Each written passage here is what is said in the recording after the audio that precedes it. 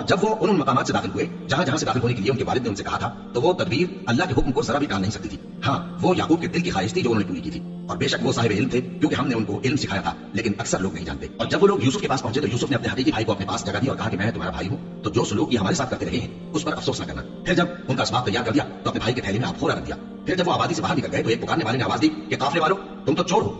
وہ ان کی طرف متوجہ ہو کر کہنے لگے کہ تمہاری کیا چیز کھوئی گئی ہے؟ وہ بولے کہ بادشاہ کا کٹورا کھویا گیا ہے اور جو شخص اس کو لے کے آئے اس کے لیے ایک بار شطر انعام, اور میں اس کا ظالم ہوں. وہ کہنے لگے کہ اللہ کی قسم تم کو معلوم ہے کہ ہم اس ملک میں اس لیے نہیں آئے کہ خرابی کریں اور نہ ہم چوری کیا کرتے ہیں. وہ بولے کہ اگر تم جھوٹے نکلے یعنی چوری ثابت ہوئی تو اس کی سزا کیا؟ انہوں نے کہا کہ اس کی سزا یہ ہے کہ جس کے تھیلے میں وہ دستیاب ہو وہی اس کا بدل قرار دیا جائے. ہم ظالموں کو یہی سزا دیا کرتے ہیں. پھر یوسف نے اپنے بھائی کے تھیلے سے پہلے ان کے تھیلے کو دیکھنا شروع کیا, پھر اپنے بھائی کے تھیلے میں سے اس کو نکال لیا. اس طرح ہم نے یوسف کے لیے تدبیر کی, ورنہ بادشاہ کے قانون کے مطابق وہ اپنے بھائی کو لے نہیں سکتے تھے مگر یہ کہ اللہ چاہے.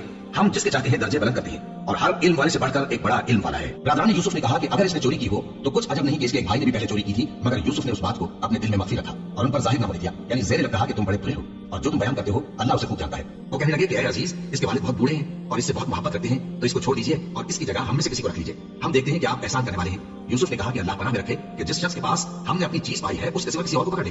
ایسا کریں تو ہم بڑے بے انصاف ہیں. آخر جب وہ اس سے نا امید ہو گئے تو الگ ہو کر صلاح کرنے لگے. سب سے بڑے نے کہا کیا تم نہیں جانتے کہ تمہارے والد نے تم سے اللہ کا عہد لیا ہے اور اس سے پہلے بھی تم یوسف کے بارے میں قصور کر چکے ہو, تو جب تک والد صاحب مجھے اجازت نہ دیں میں تو اس جگہ سے ہلنے کا نہیں. یا اللہ میرے لیے کوئی فیصلہ کرے, اور وہ سب سے بہتر فیصلہ کرنے والا ہے.